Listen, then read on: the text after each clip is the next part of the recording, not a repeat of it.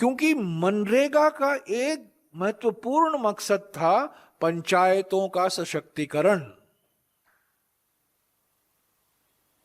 पंचायतों को पैसा जाता था, जो परियोजनाएं थी वो पंचायत तय करती थी, आइडेंटिफाई ग्राम पंचायत के द्वारा किया जाता था।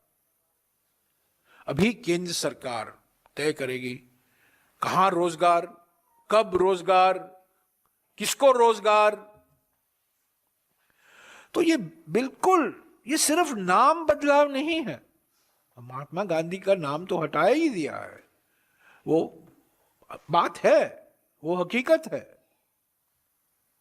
पर उसके अलावा और बहुत गंभीर परिवर्तन लाए गए हैं, मूल परिवर्तन लाए गए हैं, बेसिक कैरेक्टर बदला गया है। एक कानूनी हक जो संविधान से जुड़ा हुआ था, डायरेक्टिव प्रिंसिपल्स से आया कानूनी हक, वो कानूनी हक को समाप्त किया गया है। और ये एक जाने माने साजिश है। पहला आरटीआई को खत्म किया, वो पहला कानूनी हक यूपीए सरकार का आरटीआई था, आरटीआई को खत्म किया। कल मनरेगा को खत्म किया। मैं आज कहता हूं तीसरा निशाना वन अधिकार अधिनियम होगा, चौथा निशाना भूमि अधिग्रहण कानून होगा। ऐसे तो भूमि अधिग्रहण कानून में काफी बदलाव लाए गए हैं, पर उसको पूरा भी समाप्त कर सकते हैं। और एक दिन आएगा जब खाद्य सुरक्षा कानून, नेशनल फूड सिक्योरिटी एक्ट, जिसको नाम बदलकर प्रधानमंत्री गरीब कल्याण अन्न योजना दिया गया था, उस पर भी कई सवाल खड़े किए जाएंगे। तो साथियों, ये जो हुआ है ये एक प्लान है, एक रणनीति है।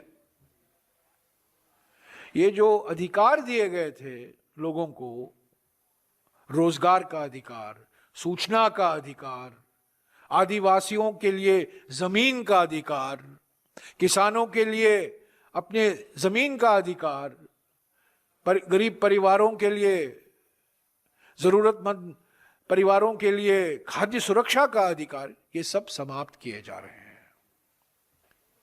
इस पर विचार विमर्श नहीं, मशवरा नहीं, स्टैंडिंग कमेटी में कोई इस पर बातचीत नहीं, कोई विश्लेषण नहीं, और अचानक जबरदस्ती जो हमने देखा है लोकसभा में और राज्यसभा में पिछले 2 दिन से, ये बुलडोजर है, ये बुलडोजर चलाया गया है। मनरेगा में बुलडोजर चलाना, उस पर रोक लगाई गई है क्योंकि मनरेगा रोजगार का कार्यक्रम है, पर इन्होंने बुलडोजर चलाया है संसद में। पहले लोकसभा में चलाया, बाद में राज्यसभा में चलाया। और मैंने कई मंत्रियों से, कई सांसदों से, बीजेपी के सांसदों से पूछा कि क्यों आप जबरदस्ती बुलडोजर चला रहे हैं, क्यों आप 3 हफ्ते के लिए, 4 हफ्ते के लिए इस पर विचार विमर्श क्यों नहीं होने देते हैं। और सभी का जवाब एक ही था। ऐसा देखकर बोले कुछ नहीं, उंगली उठाकर ऊपर देखे, यही था। आज भी मैंने किसी से पूछा, मैं नाम नहीं लूंगा क्योंकि बेचारे वो निशाना बन जाएंगे, पर सभी के पास कोई जवाब नहीं था। क्यों इतनी जल्दबाजी की गई, क्यों जबरदस्ती। मैं 3 साल तक ग्रामीण विकास मंत्री रहा। 2012 में ये समीक्षा रिपोर्ट निकाली गई, डॉक्टर मनमोहन सिंह जी ने इसका विमोचन किया था।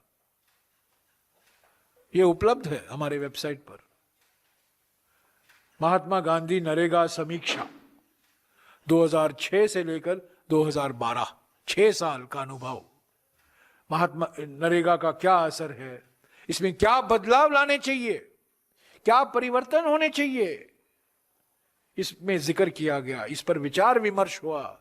इसके आधार पर मनरेगा 2.0 बना।